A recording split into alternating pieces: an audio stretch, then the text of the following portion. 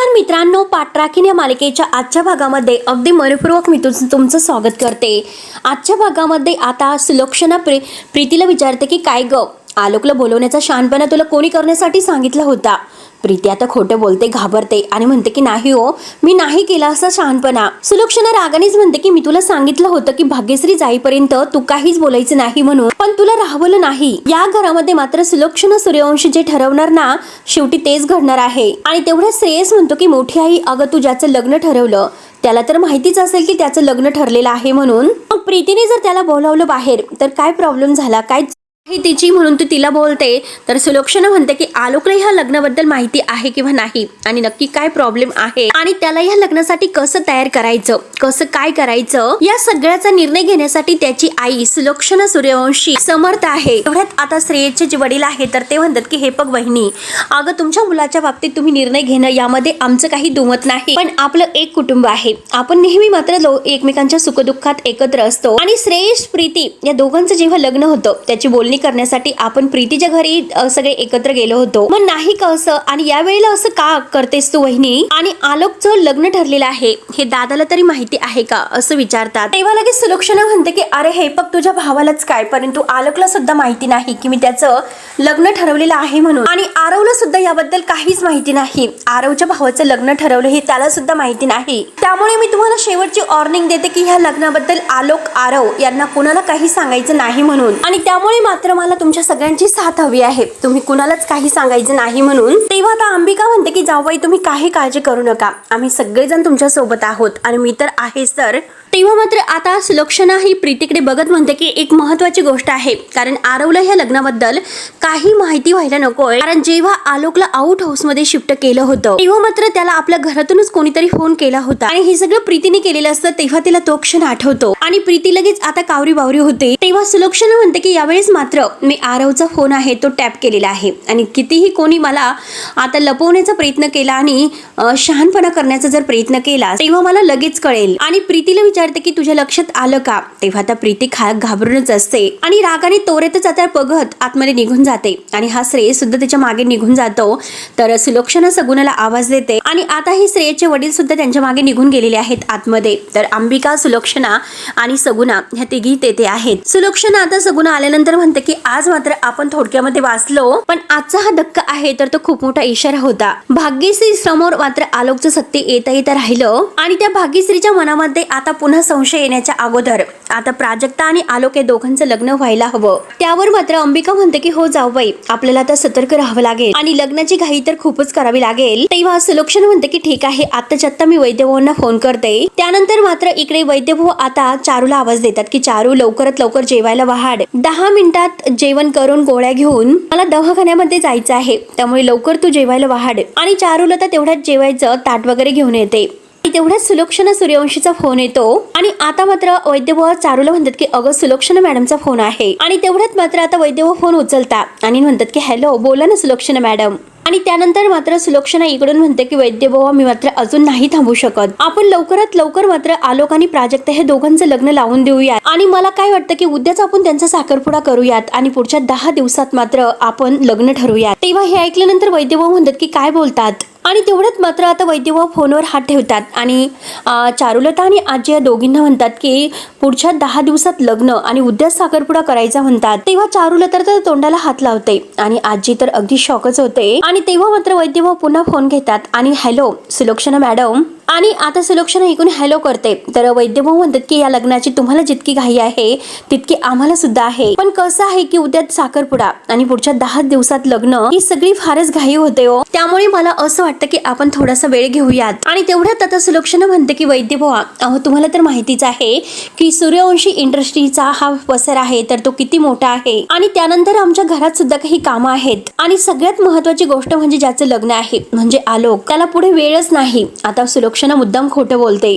आलोकला मात्र आत्ताच काय आहे तो वेळ आहे. तर वैद्यभाऊ म्हणतात की हो मी समजू शकतो. तर सुलक्षणा म्हणते की अहो वैद्यबुवा, चांगल्या गोष्टींना कशासाठी उशीर करायचा असतो. आता तर लग्न ठरलेलं आहे, मग तुम्हीच सांगा की आपण कशासाठी वाट पाहायची, थांबायचं. आणि तुम्हाला काय वाटतं. तर वैद्यभाऊ म्हणतात की हे बघा मान्य आहे, प्राजू जरीही माझी भाची असली तरी सुद्धा ती माझी मुलीसारखीच आहे. म्हणजे सगळं कसं विधिवत आम्हाला करायचं आहे, त्यामुळे इतकी घाई नको. तेव्हा तर सुलक्षणा म्हणते की अहो वैद्यभाऊ, आमच्या घरामध्ये सुद्धा बऱ्याच वर्षातून आता हे शुभ कार्य होत आहे आणि त्यामुळे मला असं वाटतं की आता ह्या शुभ कार्यासाठी इतकी म्हणजे उशीर का करायचा. आणि हे बघा आमच्या घरी मात्र अशी पद्धत आहे की आता तुम्ही आलोकसाठी अंगठी वगैरे काही घेऊ नका, आम्ही सगळं काही घेणार आहोत. आपण एक काम करू, उद्या प्राजक्ता आणि आलोक यांचा साखरपुडा करूयात आणि साखरपुडा आमच्या घरी होणार. तुम्ही फक्त सगळ्यांनी आमच्या घरी साखरपुड्यासाठी यायचं आहे. असे जेव्हा सुलक्षणा म्हणते तेव्हा वैद्यभाऊ म्हणतात की नाही हो, साखरपुडा मुलीच्या घरण्याची पद्धत आहे, त्यामुळे साखरपुडा आमच्या घरी होऊन द्या. आणि तसंही मात्र तुम्हाला सगळ्या कुटुंबाला आम्हाला भेटण्याची म्हणजे इच्छुक आहोत आम्ही, आम्हाला भेटायचं आहे. मग एक काम करा, तुम्ही सहकुटुंब सहपरिवार साखरपुड्यासाठी आमच्याच घरी या. मान्य आहे की आमचं घर खूप छोटं आहे, परंतु आमचं मन मोठं आहे आणि तुमच्यासाठी मात्र आमच्या घरी खूप मोठी जागा आहे आणि विशेष करून आमच्या जावई बापूंसाठी. आणि प्लीज माझी एवढी विनंती म्हणजे मान्य करा, बाकी सगळं काही तुमच्या मनावर असून द्या. लग्नाचं काय करायचं काय नाही सगळी बोलणी तुम्ही ठरवा, परंतु प्लीज एकदा ही साखरपुडा आमच्या घरी होऊन द्या. लग्नाच्या बाबतीत तुम्ही जे काही ठरवता तर ते सगळं आम्ही मान्य करू, आम्ही त्यामध्ये काहीच बोलणार नाही. तेव्हा तर सुलक्षणा म्हणते की हो, पण तर आता लगेच वैद्यभाऊ म्हणतात की एक गोष्ट लक्षात ठेवा की प्राजू मला तिच्या वडिलांच्या जागी ठेवते आणि त्याच नात्याने मी तुम्हाला विनंती करतो की नाही म्हणू नका. माझी पूर्ण खात्री आहे की तुम्ही ही विनंती माझी मान्य करताल. तर सुलक्षणा हो असं म्हणते. तर वैद्यभाऊ म्हणतात की ठरलं तर उद्या प्राजक्ता आणि आलोक सर यांचा साखरपुडा आमच्या घरी होईल तर. आणि फोन ठेवतो असे म्हणतात. तर आता सुलक्षणा जरा टेन्शनमध्ये दिसते. तर अंबिका विचारते की जाऊबाई काय झालं, वैद्यभाऊ काय म्हटले. सुलक्षणा म्हणते की साखरपुडा प्राजक्ताच्या घरी करायचा आहे, म्हणजे वैद्यभावांच्या.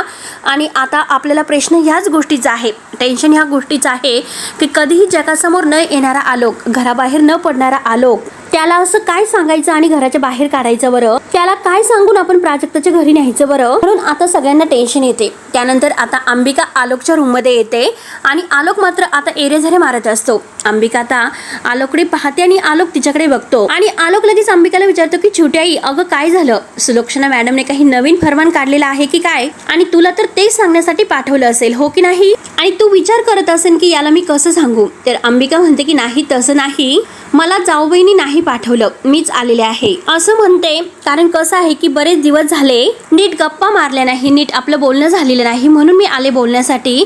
तर आलोक म्हणतो की छोटी आई हे बघ, जग इकडचं तिकडं जरी झालं ना तरी सुद्धा आयुष्यामध्ये मी दोन माणसावर कधी चिडू शकत नाही, आरव आणि तू. तेव्हा आता अंबिका खुशून हसते. तर आलोक तिला म्हणतो की अगं छोटी आई तरी सुद्धा तू इतकी घाबरतेस कशाला, मी कधी तुझ्यावर चिडलो का. तेव्हा अंबिका म्हणते की नाही रे, तू माझ्यावर कधी चिडलेला नाही. तेव्हा आलोक म्हणतो की अगं मग आता तरी मी तुझ्यावर का चिडेल बरं, त्यामुळे हे बघ ऐक, तुला जे काही सांगायचं आहे ना तर ते सांग मला.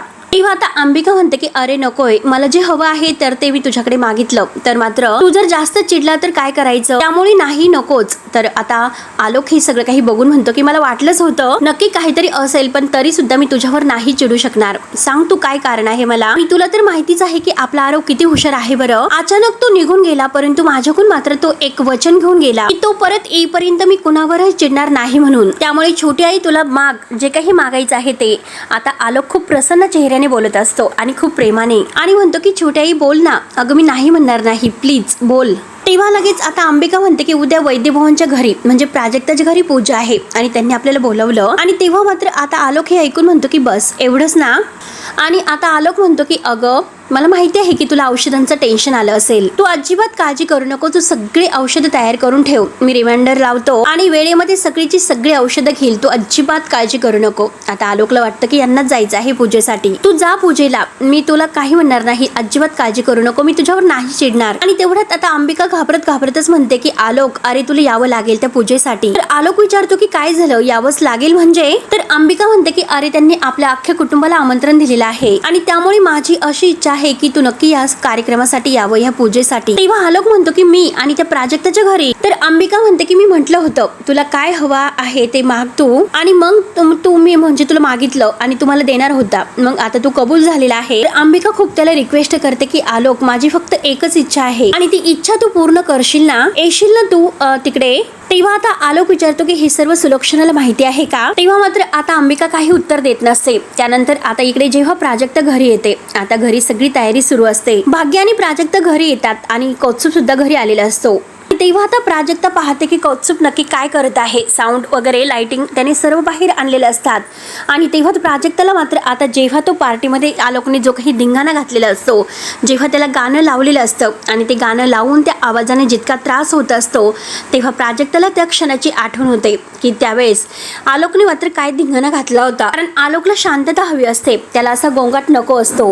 म्हणून प्राजक्ता लगेच पुढे येते आणि म्हणते की अरे दादा, हे बघ कौस्तुभ दादा, तुझा उत्साह आहे तो मी समजू शकते. अरे उद्या माझा साखरपुडा आहे, अरे हळद नाही की स्पीकर लावून तू डान्स करशील म्हणून. तेव्हा आता कौस्तुभ म्हणतो की अगं तू नाचू नको पण आम्ही नाचू, हो की नाही भाग्यश्री. तेव्हा आता भाग्य म्हणते की हो मन, कारण मी तर खूल नाचणार आहे, एकदम असे मन मोकळे, अगदी डिंचिंग डिंचिंग करत प्राजू तुला सुद्धा नाचवणार आहे तर. आणि आजीला म्हणते की हो ना आजी. आजी मात्र तोऱ्यातच रागाने पाहत असते, तिला गप्प राहायला सांगते. प्राजू म्हणते की अगं नकोय, आणि हे बघा म्युझिकची काही गरज नाही उद्या, आणि त्यांना जास्त आवाज आवडत नाही असं म्हणते. आणि तेव्हा सगळेजण प्राजक्ताकडे पाहतात. तर भाग्य म्हणते की हो हो हो हो, म्हणजे त्यांना फक्त तुझाच आवाज आवडतो तर. तेव्हा आता प्राजू म्हणते की भाग्या खरंच त्यांना नाही आवडत अगं जास्त आवाज वगैरे काहीच असं.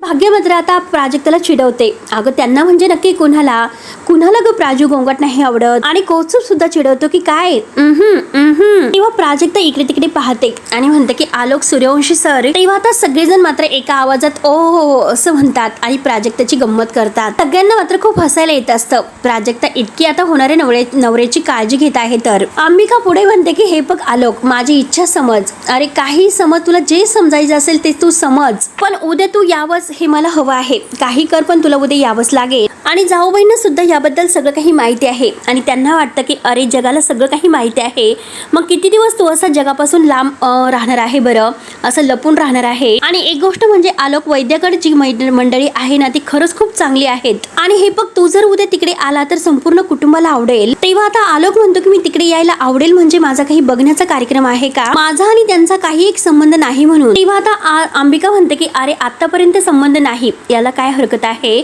परंतु नवीन नातं जोडण्यासाठी काय हरकत आहे बरं तुला. आलोक म्हणतो की नवीन नातं. तेव्हा आता अंबिकाला काय उत्तर द्यायचं तेच काही कळत नसतं. तेव्हा ती आता म्हणते की माणुसकीचं नातं, आणि मी तुला म्हटले ना अरे वैद्याकडचे लोक आहेत तर ते खरंच खूप चांगली माणसं आहेत आणि त्यांच्याशी नातं जोडायला, माणुसकीशी नातं जोडायला आणि मैत्री करायला काही हरकत नाही. आणि आलोक मी तुला एक गोष्ट सांगते, एका गुंडाने मात्र त्यांना घरावरती ताबा घेऊन घराच्या बाहेर काढलं. ते फार त्रासामध्ये होते आणि सुदैवाने मात्र शेवटी त्यांना त्यांचं घर परत मिळालं, आणि त्यांचं घर त्यांना परत मिळालं म्हणून त्याच आनंदाने त्यांनी घरामध्ये पूजा ठेवलेली आहे. त्यामुळे मला असं वाटतं की आपण सुद्धा त्यांच्या आनंदामध्ये सहभागी व्हायला हवं. तेव्हा मात्र आता लगेच आलोक विचारतो की काय झालं, गुंडांनी त्यांना घराच्या बाहेर काढलं. तेव्हा आता आलोकला तो क्षण आठवतो की जेव्हा आता प्राजक्ता आणि तिच्या घरच्यांना मात्र आता त्यांनी तेथे त्या गोडाऊनमध्ये खूप मारलेलं असतं आणि आता कौस्तुभला ते मारत असतात, आणि तेव्हा आलोकने त्यांना वाचवलेलं असतं म्हणून तो विचार करतो आणि म्हणतो की नक्की तेच गुंड असतील. तर अंबिका म्हणते की अरे आलोक ते वैद्यभाऊ आहे तर ते आयुर्वेदाचार्य आहे, अरे गेल्या अनेक वर्षापासून ते मोफत रुग्ण सेवा देतात आणि खरंच खूप भलं काम करतात, एक भला माणूस आहे. आलोक म्हणतो की काय बोलतेस, मोफत देतात तर. अंबिका म्हणते की हो मोफत देतात, आणि हे तर खरंच खूप व्हेरी गुड थिंकिंग आहे. अंबिका म्हणते की हो ना, इतक्या भल्या माणसांनी मात्र आपल्याला आग्रहाचं आमंत्रण दिलेलं आहे, मग त्यांचा मान राखून आपल्याला गेलंच पाहिजे, आणि तू आमच्या बरोबर यावंस ही माझी इच्छा आहे. येशील ना तू आलोक माझ्या बरोबर नक्की माझ्यासाठी. तेव्हा आता आलोक आरवने त्याला जे सांगितलेलं असतं त्याचा विचार करतो, कारण आरव त्याला म्हणलेलं असतं की आयुष्यामध्ये कितीही मोठा झाला, नवीन उंच भिंत बांधूच नको, तुझ्यापर्यंत ती शक्यता नाहीच पोहोचणार. नवीन गोष्टींना आयुष्यामध्ये जागा दे, आयुष्यामध्ये नवीन गोष्टी आल्या तर त्याला अगदी खरंच माणसाचं चांगलं होतं. हे सगळं काही खूप इंटरेस्टिंग असतं. तेव्हा आता आरवचं हे बोलणं त्याला आठवतं आणि तो म्हणतो की खरंच हे सगळं तर खूपच छान आहे, इंटरेस्टिंग. आणि तो अंबिका काकूला म्हणतो की मी नक्की येईल उद्या. छोटी आई लगेच खुश होते. अंबिकाला फारच आनंद होतो आणि ती आलोकला थँक्यू असं म्हणते. आणि हे बघ उद्या पूजा आहे, त्यामुळे तू छान असा मस्त कुर्ता घालून ये आणि तुझे जे कुर्ते आहेत ना त्यातील एक छान कुर्ता मी काढून ठेवते आणि थँक्यू सो मच असं म्हणून आता ही अंबिका खुश होऊन जायलाच निघते. तर लगेच आता आलोक विचारतो की ती पण तिथेच असेल उद्या, ती प्राजक्ता. आता प्राजक्ताचं नाव घेतल्यानंतर अंबिका आणखीनच घाबरते, काही उत्तर देत नसते. त्यानंतर आता इकडे वैद्यभाऊ चारुलताला म्हणतात वेळ फार कमी आहे, कुणाचं नाव तर राहिलं नसेल ना. आता लिस्ट बनवत असतात पाहुण्यांची, कार्यक्रमाला बोलवण्याची. तेव्हा आता चारुलता म्हणते की ढोरे आजोबांचं लिहिलं ना मागच्या वेळेस राहून गेलं होतं. वैद्यभाऊ म्हणतात की हो ना लिहितो. आणि तेवढ्यात प्राजक्ता त्यांच्या जवळ येते आणि म्हणते की मामा मामी हा क्षण खूप आनंदाचा आहे, मला मान्य आहे. त्यामुळे मला असं वाटतं की आपल्या घरामध्ये ऑलरेडी खूप गोष्टी घडून गेलेल्या आहेत. त्यामुळे मला असं वाटतं की माझा साखरपुडा आहे तर तो घरच्या लोकांमध्येच व्हावा, बाहेरच्यांना बोलवण्याची गरज नाही. असं जेव्हा आता प्राजू म्हणते तेव्हा सगळेजण आता प्राजूकडे पाहत असतात. आणि हे बघा मला आपलं कुटुंबच पुरेसं आहे. आणि तसंही फार गर्दी आणि आता ही फार म्हणजे माणसं त्यांना आवडत नाही. तर तेव्हा आता सगळेजण मात्र प्राजक्ताला चिडवतात आणि प्राजक्ताला आता त्यांना खूप हसू येत असतं. प्राजक्ता आपल्या होणाऱ्या नवऱ्याची किती काळजी घेते आणि आता सगळेजण एका आवाजात विचारतात की त्यांना म्हणजे नक्की कोणाला ग प्राजू. आणि सगळेजण मात्र आता खूप हसतात. तेव्हा प्राजक्ता चिडते आणि लगेच उठून उभी राहते आणि म्हणते की माझा होणारा नवरा आलोक सूर्यवंशी, खुश का तुम्ही. तेव्हा सगळेजण खूप हसतात. परंतु आजीचा मात्र आता खूपच तिळपापड होत असतो. ती म्हणते की काय एक नवीन तऱ्हा आणि काय तर म्हणतात की गर्दी होते, सहन होत नाही. तर आता वैद्यभाऊ हसतात आणि म्हणतात की सासूबाई अहो कधीतरी मन मोकळेपणाने हसा. तेव्हा आता आजी म्हणते की तुम्ही हसतात तेवढंच पुष्कळ आहे. तर वैद्यभाऊ हसतात आणि म्हणतात की बरं ठीक आहे. तेवढ्यात प्राजक्ताचं जे काही लक्ष आहे तर तेथे समोर ठेवलेले आता जे काही कुंकवाचे करंडे वगैरे आहे तर त्याकडे जातं. त्या ताटामध्ये करंडे आणि काही नारळ ठेवलेले असतात. आता लाल रंगाचा मात्र आलोक सरांना किती राग आहे हे प्राजक्ताला माहिती असतं. तिला अंबिका जे काही म्हटलेली आहे तर ते सर्व आठवतं की आपल्या घरामध्ये लाल रंग आहे तर ते वर्ज्य आहे. कारण आता आम्ही आमच्या या सूर्यवंशीच्या घरातील देवघरात करंड्यात फक्त हळदच ठेवतो. आणि ती लगेच म्हणते की आता खरंच म्हणजे त्यांना कुंकवाची ॲलर्जी आहे आणि लगेच ती लाजतच आतमध्ये निघून जाते. आणि सगळेजण मात्र तर प्राजक्ताला चिडवतात. ती सगळेजण हसत असतात. तर त्यानंतर वैद्यभाऊ म्हणतात की झाली का लिस्ट. आणि घाईने मात्र ती देवघरामध्ये येते आणि देवघरात ज्या कुंकवाच्या पुड्या ठेवलेल्या आहे तर त्या पुड्या काढते आणि म्हणते की बाकी गोष्टींचं मात्र बघता येईल, पण कुंकवाची त्यांना ॲलर्जी आहे, मग कुंकवाशिवाय लग्न. म्हणून आता प्राजक्ता डोक्याला हात लावते. तिला टेन्शन आलेलं असतं की नक्की आता हे सगळं कसं होईल म्हणून. तर आता दुसऱ्या दिवशी सकाळी तयार होते आणि देवासमोर येते. देवासमोर हात जोडून म्हणते की देवा आज माझ्या आयुष्यातील खूप मोठा दिवस आहे. आज मात्र मी आलोक सरांसमोर जाणार आहे. सुलोक्षणा मॅम सोबत केलेल्या सौद्याला मात्र आज मात्र साखरपुड्याच्या मुहूर्ताने आता ही शिक्का मुहूर्त होणार आहे. परंतु देवा मनामध्ये एकच धाकधूक आहे, आलोक सर जेव्हा येथे येतील ना तर तेव्हा देवा कोणतंच विघ्न येऊन देऊ नकोस. आजचा दिवस फक्त माझ्यासाठी महत्वाचा नाही, या घराच्या भवितव्यासाठी खूप महत्वाचा आहे. आजचा दिवस जर नीट पार पडला तरच मात्र भाग्याचं लग्न होऊ शकतं आणि मामाला सुद्धा मात्र या घरावर असणाऱ्या कर्जाचा पुन्हा विचार करावा लागणार नाही. त्यामुळे मात्र आता या घरातील प्रत्येक जण मात्र त्यांचं पुढचं आयुष्य आहे तर ते आनंदात आणि सुखाने जगू शकेल. त्यामुळे देवा या घरातील आनंदाला कुणाची दृष्ट लागून देऊ नकोस. तेवढ्यात मात्र आता ही भाग्य तेथे आलेली असते. भाग्य खूप छान तयार झालेली असते आणि म्हणते की प्राजू अगं मी तुला घरभर शोधते, तू इथे काय करतेस आणि चल लवकरात लवकर तुला तयार व्हायचं आहे, तुझ्या सासरकडचे लोक येतील, चल लवकरात लवकर. म्हणून ती प्राजक्ताच्या हाताला धरते आणि तिला तयार करायला घेऊन येते आणि आपल्या हाताने मात्र ती प्राजूला तयार करत असते आणि म्हणते की माझी प्राजू आज मात्र आलोक सूर्यवंशीची होणार, बघ मी तुला कसं तयार करते माझ्या हाताने. म्हणून भाग्य आपल्या हाताने प्राजूला तयार करत असते आणि खूप छान मात्र आता प्राजक्ता दिसत असते. तर आता भाग्य खुशत म्हणते की आलोक सूर्यवंशी बघतच राहते. भाग्य आता खूप खुशत प्राजक्ताकडे बघते तर खूपच सुंदर दिसत असते आणि म्हणते की किती सुंदर दिसते दिसावं एखाद्या माणसाने. आणि भाग्याला आता खूपच आनंद होतो. तर प्राजक्ता उठते आणि विचारते की भाग्य तू खुश आहे का ग. तर भाग्य खुशच म्हणते की माझी बहीण जर आनंदात असेल तर सगळ्यात जास्त आनंदी मी असेल. आणि हे बघ प्राजू मला माहिती होतं की माझ्या मनामध्ये खूप डाऊट्स होते आणि म्हणूनच मी काल सूर्यवंशीच्या घरी गेले होते. काल जेव्हा माझं बोलणं झालं तेव्हा सगळे माझे डाऊट आहे तर ते क्लिअर झालेत. आणि हे बघ तू टेन्शन घ्यायचं नाही, काय म्हणायचं की टेन्शनच्या नानाची टांग असू. तेव्हा आता प्राजू म्हणते की नाही ग, तुझ्या अगोदर माझं लग्न होतंय म्हणून. तेव्हा आता भाग्य म्हणते की प्राजू सोड, अगं हे बघ, तुला असं खरंच वाटतं की तुझ्या अगोदर म्हणजे माझ्या अगोदर तुझं लग्न होतंय? अगं मी हे सर्व करत होते असं तुला वाटतं का? पण नाही प्राजक्ता, तुझा आनंद माझा आनंद आहे आणि मला खरंच तू माझ्यासाठी काहीतरी त्याग करावा असं नाही वाटत. कोणताही त्याग करायला नकोय. ऑलरेडी एकतर तू माझ्यासाठी खूप काही त्याग केलेले आहेत. लहानपणी आता प्रत्येक गोष्ट अगोदर घरामध्ये मला मिळायची आणि त्यानंतर तुला मिळायची. नवीन कपडे, पुस्तकं, काही पण तेव्हा मात्र मी काहीच करू शकले नाही. आणि आता मात्र तुझ्या सुखासाठी सगळं काही घ्यायला मी तयार आहे. आणि प्राजू, तुला आठवते की जेव्हा तू सूर्यवंशीकडे इंटरव्ह्यू साठी जात होती आणि त्यावेळी तुला मी मस्करीत काय म्हणाले होते, तुला आलोक सूर्यवंशीनी जर मागणी वगैरे घातली तर? आणि बघ ना प्राजू, अगं ते खरं झालं म्हणून भाग्याला फारच आनंद होत असतो. प्राजू, अगं आज तुझा आणि आलोक सूर्यवंशीचा साखरपुडा आहे. प्राजक्ताच्या मनामध्ये एक वेगळीच भीती असते. तिला आता अगदी आलोक सर कसे आहे ते माहिती असतं आणि हे लग्न कोणत्या सौद्यावर ठरलेलं आहे हे सुद्धा सगळं माहिती असतं. म्हणून प्राजक्ता काहीतरी मनातून भीती, टेन्शन मध्येच असते. तेवढ्यात बाहेर मात्र आता कौतुक म्हणतो की बाबा सूर्यवंशी आलेत. प्राजक्ताला वेगळा धक्का बसतो.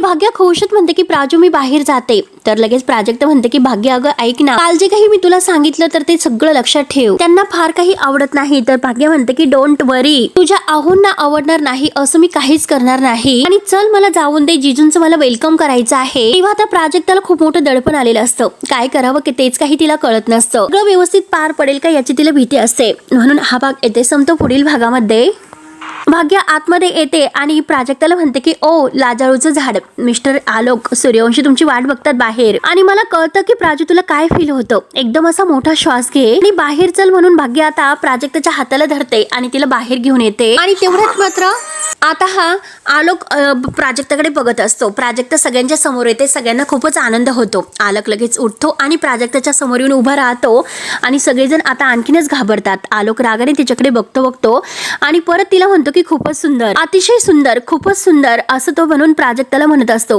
तेव्हा प्राजक्ता त्याच्याकडे पाहतच असते. आता मात्र आलोकचा जो काही राग आहे तो अचानक शांत झालेला असतो. तर मित्रांनो, आता पुढे नक्की काय होईल? आता हे सगळं साखरपुडा आहे तर ते व्यवस्थित पार पडेल का हे पाहण्यासाठी आपल्या चॅनलला नक्की सबस्क्राईब करत राहा. धन्यवाद.